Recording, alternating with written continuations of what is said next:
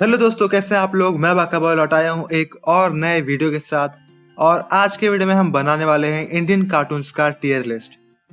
आज के वीडियो में हम काफी सारे पुराने और नए शोज की बात करने वाले हैं जिन्हें मुझे लगा कि लोगों को पता होना चाहिए इनके बारे में। कई सारे मेरे टाइम के शो हैं और कई सारे नए शोज हैं जो मैंने नहीं देखे थे, और इस वीडियो के लिए मैंने देख लिया कि जब मैं देखता था तभी से लेकर अभी तक कितना बदलाव आया है, कितना फर्क आया है, कितना इवॉल्व हुआ है या कितना डिवॉल्व हुआ है। और हाँ, टोटल 86 इंडियन कार्टून्स थे लिस्ट में। मुझे उनमें से गिन चुन के निकालने थे तो मैंने ये निकाले। अगर आपको कोई ऐसा शो है जो इस लिस्ट में नहीं है तो उसके लिए मैं माफी चाहूंगा। हो सके तो नेक्स्ट लिस्ट में डालूंगा। वैसे मुझे नहीं लगता मैं इसका सेकेंड लिस्ट बनाने वाला हूँ, क्योंकि मुझे इन्हें जज करने के लिए रिवॉच करना पड़ा काफी सारे शो को, जो कि टॉर्चर था मेरे लिए। इसलिए नहीं क्योंकि वो बुरे थे, कुछ बुरे थे कुछ अच्छे थे, पर इतना मजा नहीं आ रहा था उन्हें देखने में। आप समझ सकते हैं, I am not a kid any more. तो चलिए शुरू करते हैं हमारा लिस्ट। सबसे पहले है द एडवेंचर्स ऑफ छोटा बीरबल। इसे मैं बचपन में देखता था। बचपन में मुझे पसंद भी था, काफ़ी इंटरेस्टिंग, काफ़ी एंटरटेनिंग शो था ये।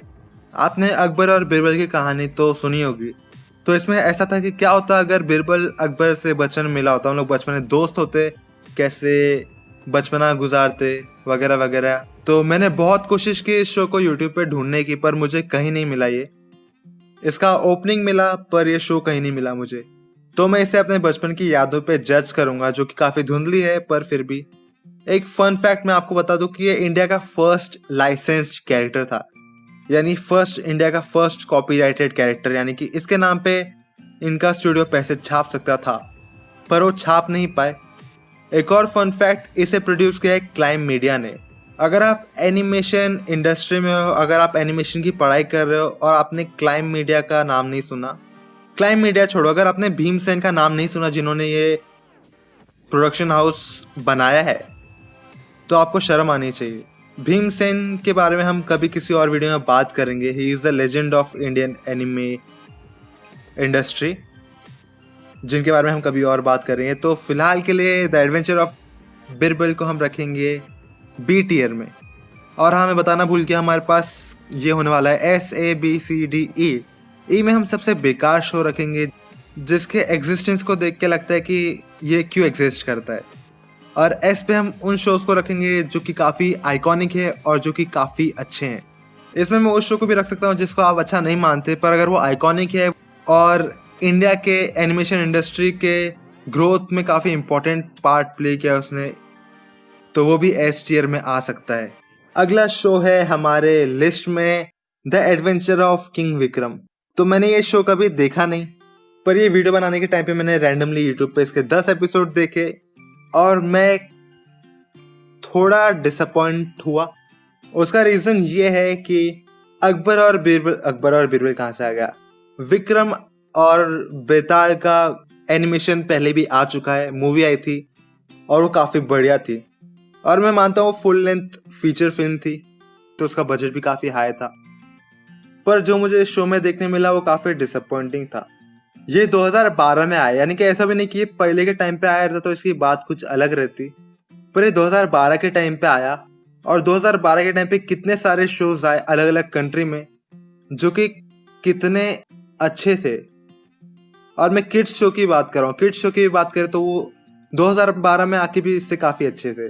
2012 के स्टैंडर्ड के हिसाब से इट वॉज बैड, तो मैं इसे रखूंगा सी टियर में। अगला शो है हमारे लिस्ट में the adventures of Tenali Rama. The adventure of king Vikram का एक और पॉइंट था कि मतलब इसका एनिमेशन अभी भी वैसा है जैसा पहले के टाइम पे होता था। इसका स्टाइल भी एकदम वैसा है, खाली आर्ट स्टाइल चेंज हुआ है, वरना एनिमेशन स्टाइल वैसा ही है जैसा 2004 के टाइम पे इंडियन शोज का एनिमेशन होता था। अगला शो हमारे लिस्ट में है the adventures of Tenali Rama. So this is what I was talking about. This is good, this is perfect. In fact ये सीरीज 2003 में आई थी, लेकिन उसके हिसाब से एकदम परफेक्ट थी।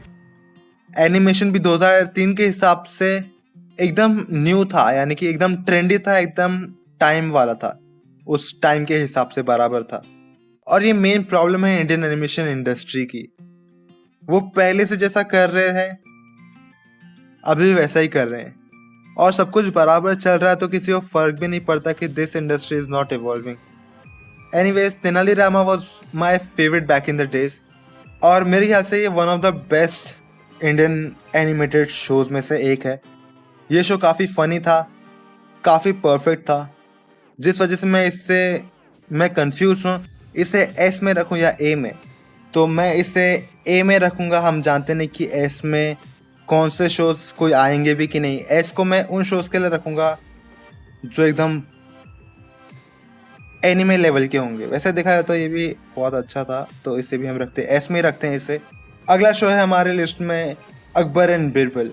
It was funny, it was witty, it was educating and it was entertaining, just what you would expect from a series on Akbar and Birbal. इसे भी मैं कंफ्यूज हूँ इसे एस में रखूँ या ए में रखूँ, तो मैं इसे ए में रखूँगा। फिलहाल अभी तक एक ही शो है जो एस में, पर लाइन से सी तक सारे शोज भर चुके हैं। अगला शो है अमर चित्र कथा। अमर चित्र कथा इज ग्रेट। उनके कॉमिक्स बहुत अच्छे होते हैं, और मैंने बचपन में देखा था, तो मुझे ये शो भी काफी पसंद आया था। पर अभी रिवॉच करते टाइम मैंने नोटिस किया कि how bad it is visually. मैं इसे सी में रखूंगा। अगला शो है एंडी पिरकी। मैंने ये शो कभी नहीं देखा, मैंने अभी तक नहीं देखा है मैंने ये शो, लेकिन जब मैं YouTube पे इसे ढूंढ रहा था तो मैं इसे देख के हैरान हो गया। भले मैंने कोई एपिसोड नहीं देखा, लेकिन इसके 3-4 सीन देख के मैंने फैसला कर दिया कि मैं इसे इस लिस्ट में रखूंगा। और मैं देख के हैरान हो गया कि मतलब अगर इसके एनिमेशन के बेसिस पे मैं इसको प्लेस करूँ तो मैं इसे ए में रखूंगा, पर मुझे कंटेंट के बारे में कुछ पता नहीं, तो मैं इसे बी में रखूंगा। एनिमेशन, बैकग्राउंड, आर्ट स्टाइल सब काफी बढ़िया था। अगला शो है अपू द योगिक एलिफेंट। मैं इसके बारे में ज्यादा कुछ नहीं बोलना चाहता, मैंने 3-4 एपिसोड देखे, और मैं ये कहूंगा कि this is not for me, पर it's a good kids show, तो मैं इसे रखूंगा सी या बी में, कंफ्यूज में इसे रखूंगा बी में। एक्चुअली मैं इसे रखूंगा सी में, क्योंकि बी में ऑलरेडी 2 काफी अच्छे शोज मैंने रखे, तो उनके बीच में इस शो को रखूंगा तो अच्छा नहीं लगेगा। अगला शो है हमारे लिस्ट में अर्जुन द प्रिंस ऑफ बाली, और ये छोटा भीम की एक स्पिन ऑफ सीरीज है, और ये हमारे लिस्ट का first green gold animations production है। मैं इसे काफी प्रेजुडिस के साथ देख रहा था, लेकिन मुझे मानना पड़ेगा कि इट्स प्रीटी गुड। मैं एक्सपेक्ट कर रहा था कि ये छोटा भीम की तरह सीरीज है, तो इसमें छोटा भीम का वो एसेंस होगा, जो कि बिल्कुल नहीं था। ये सीरीज वाकई में काफी अच्छी है, तो मैं इसे रखूंगा सी में। अभी आप बोलोगे कि अगर इतना पसंद आया, इतना अच्छा है ये शो, तो इसे सी में क्यों रख रहे हो? तो C is not a bad place. C में हमने उन शोज को रखा है जो कि अच्छे हैं, पर इतने खास भी नहीं है, और ये उन सबसे अच्छा है, सी से ऊपर वाला शो है, लेकिन इतना भी अच्छा नहीं कि हम इसे बी में रखें, इसलिए मैंने इसे सी में रखा है। नेक्स्ट है छोटा Bhim, most hated Indian cartoon और ग्रीन गोल्ड की मनी मिल्किंग मशीन, शॉर्ट में MMM या M3।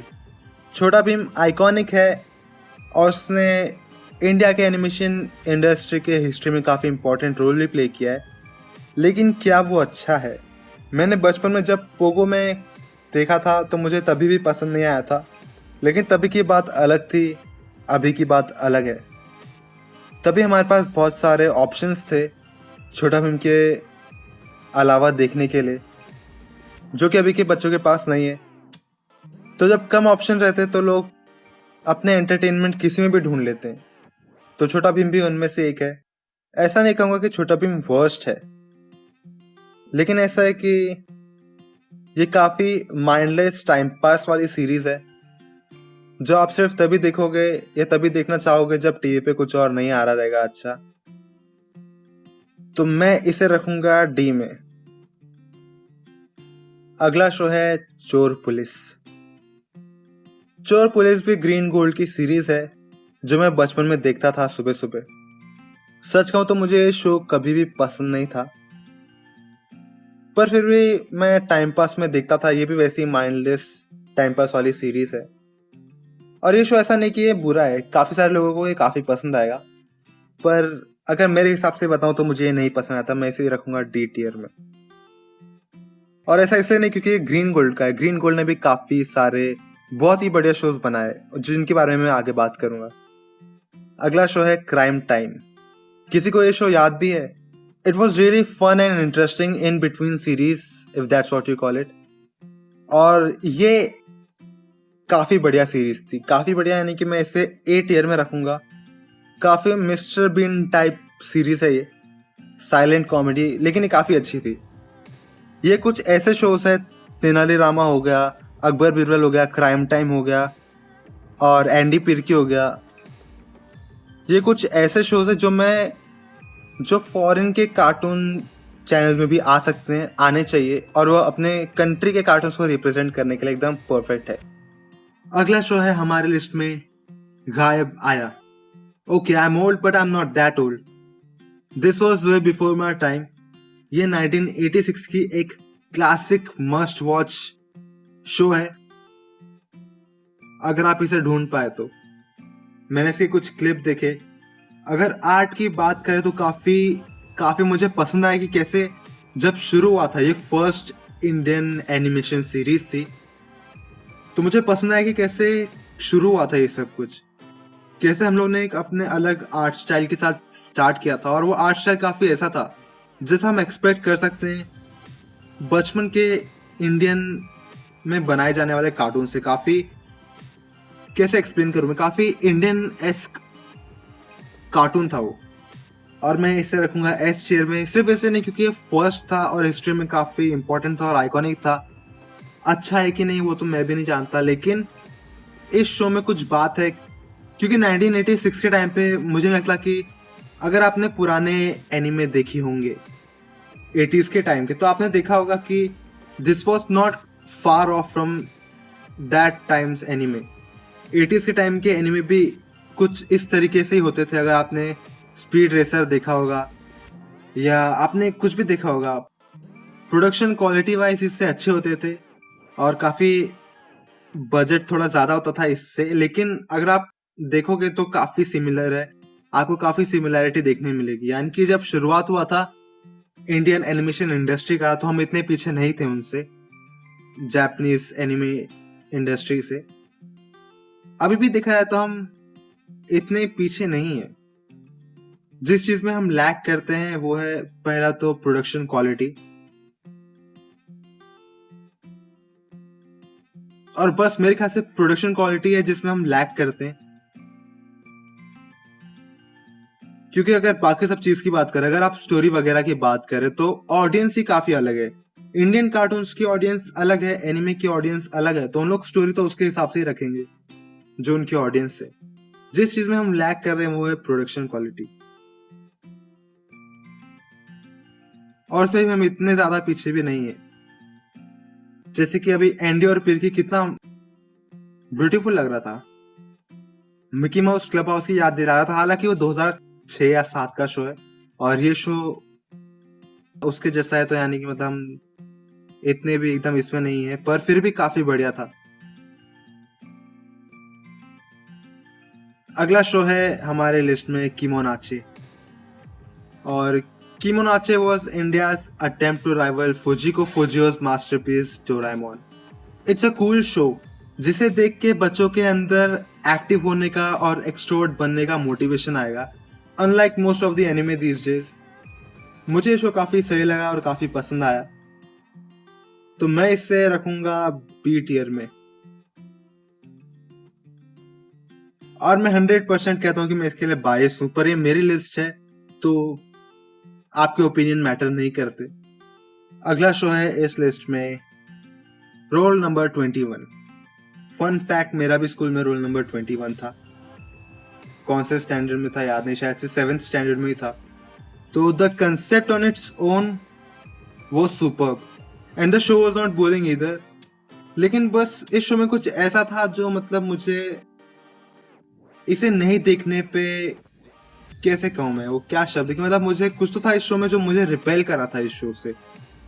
एक फैक्ट ये भी हो सकता है कि पूरे दिन भर ये आता था टीवी पे, तो ऐसा था कि अगर मैं बोर हो रहा हूँ और मैं कुछ और देखना चाहता हूँ तो कुछ और आ भी नहीं रहा था सेम चैनल में। मैंने इसे देखा, फर्स्ट टाइम मुझे लगा कि अच्छा है, सेकंड टाइम लगा मुझे अच्छा है, थर्ड टाइम मुझे ऐसा लगा कि अच्छा है लेकिन इतना भी नहीं कि मैं बार बार देखूं, फिर फोर्थ टाइम तक तो ऐसा लगा मुझे कि बस सो जाता हूँ इससे अच्छा। It's not bad but it's not masterpiece enough to be at 24/7। इस वजह से मैं इसे रखूंगा सी टियर में। वरना अगर कंसेप्ट की बात करें और आर्ट की बात कर, बैकग्राउंड को देखो, अगर आप आर्ट की बात करो तो भी काफी अच्छा था ये। अगला शो जिसके हम बात करने वाले हैं वो एक मास्टरपीस है जो आई एम श्योर आप में से कई सारों को नहीं पता होगा या याद नहीं होगा, और वो शो है वर्तमान, another climb media production, and it's a masterpiece, it's iconic and it's the base of India's animation industry. It was India's first animated TV series I guess, क्योंकि मतलब गायब आया तो शायद से 4 पार्ट का मूवी टाइप था, तो ये एक पहली सीरीज थी, फुल लेंथ सीरीज 24 एपिसोड्स की। अगर आपने ये अभी तक नहीं देखा तो ये दूरदर्शन के यूट्यूब चैनल पे भी अवेलेबल है, आप वहां जाके देख सकते हो। ये 1995 में आया था लेकिन इसका आर्ट काफी एनिमे की तरह है, 70s के एनिमे की तरह।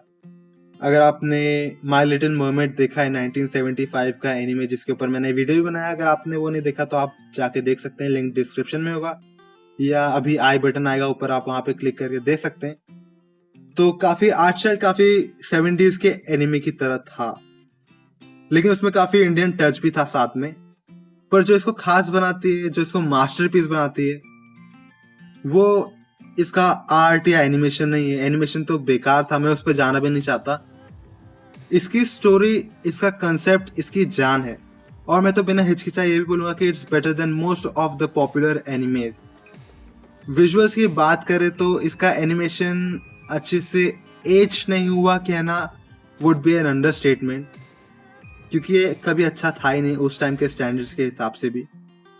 इसमें काफी 2D और 3D को साथ में मिला के बनाया है, काफी CGI इसमें यूज हुआ है, जो कि मुझे वो गोल्गो 13 के हेलीकॉप्टर वाले सीन की याद दिलाता है, और देख के पूरा पता चल रहा था कि कहीं ना कहीं it was inspired from that scene, जो पूरा CGI यूज करने का आइडिया था।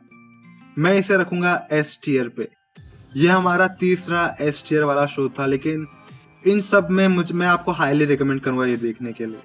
आपने कोई एनिमे भी नहीं देखा रहेगा इसकी तरह, इतना इंटरेस्टिंग और इतना ऑसम और माइंड ब्लोइंग। मैं चाहता हूँ कि इसका रीबूट बने, लेकिन साथ ही साथ मैं नहीं भी चाहता, क्योंकि मुझे नहीं लगता कि अभी के टाइम के हिसाब से ये वर्क करेगा। पर अगर कोई इसे रीमेक कर पाया, रिबूट कर पाया अच्छे से, तो मुझे काफ़ी खुशी होगी, क्योंकि मैं चाहता हूँ कि इस मास्टरपीस के बारे में लोगों को पता चले। अगला एनीमे है कृष्णा और बलराम, एक और ग्रीन गोल्ड का बहुत ही बढ़िया शो। पर ये शो से ज़्यादा मैं इसके मूवी की बात करूँ, हालांकि दोनों में फ़र्क नहीं है, पर इसका जो मूवी था वो मेरे बचपन की जान थी, क्योंकि ये जन्माष्टमी के टाइम पे आया था, लेकिन एक ही बार में नहीं आया था। ये एक ट्रिलॉजी है, 3 पार्ट में, आई गेस शायद 4 पार्ट है, शायद 3 पार्ट है, आई एम नॉट श्योर। तो ये ट्रिलॉजी है 3 पार्ट में, और ये हर एक साल में एक पार्ट आया था। यानी कि जब ये फर्स्ट टाइम आया था मेरे बचपन के टाइम पे, जन्माष्टमी के टाइम पे पहला मूवी आया था, फिर अगले साल के जन्माष्टमी में इसका सेकंड मूवी आया था, फिर अगले साल इसका 3 मूवी आया था। यानी कि इस पूरी मूवी को आने के लिए 3 साल लगा, और हर एक मूवी के बाद में अगले मूवी के लिए एक्साइटेड था देखने के लिए, और मुझे काफी पसंद भी आया था ये। और मेरे हिसाब से शायद से ग्रीन गोल्ड का सबसे बेस्ट एनिमेशन प्रोडक्शन है। मैं इसे रखूंगा S टियर में, क्योंकि ये काफी आइकॉनिक था और काफी अच्छा भी था। सिर्फ आइकॉनिक ही नहीं, काफी अच्छा भी था। अगला और फाइनल शो है हमारे लिस्ट में मोटू पतलू, और मैं इसे रखूंगा E टियर में, सबसे नीचे, छोटा भीम से भी नीचे। और उसका रीजन ये है, काफी सारे लोग मुझसे एग्री नहीं करेंगे, क्योंकि काफी सारे लोगों मैंने देखा है कि काफी सारे लोगों को ये शो पसंद भी है, बट इट्स बैड। और मैं बताता हूं कि ऐसा क्यों। You are making a CGI animation, तो you can literally create thousands of people in a second, Yet in this vast world, it feels so empty. ये शो का आप देखोगे तो इतना बड़ा वर्ल्ड है और लोग दिखाते इतना बड़ा वर्ल्ड, ये लोग पूरा शहर दिखा देते एक ही फ्रेम में, लेकिन फिर भी उसमें चलते फिरते लोग इतने कम रहते हैं, इतनी खाली जगह रहती है। मैं इन्हें कुछ टिप देना चाहूंगा, या तो ऐड मोर पीपल, या तो ऐसा पूरा शहर का सीन, पूरे एरिया का सीन एक ही बार में मत शूट करो, एक ही फ्रेम में मत ड्रॉ करो। It looks bad and your show is not even fun to watch. तो मैं इसे रखूंगा ई टियर में। अगर आप छोटा भीम को हेट करते हो तो आपको मोटू पतलू शायद आपने नहीं देखा है, क्योंकि it is the worst Indian animation series. तो चलिए दोस्तों, बस आज के इतना ही। अब मैं मिलूंगा आपको अगले वीडियो में। अगर आपको ये वीडियो पसंद है तो इसे लाइक करना, अगर आप मेरे चैनल में नहीं हो तो सब्सक्राइब करना, और मैं मिलूंगा आपको अगले वीडियो में। तब तक के लिए बाय।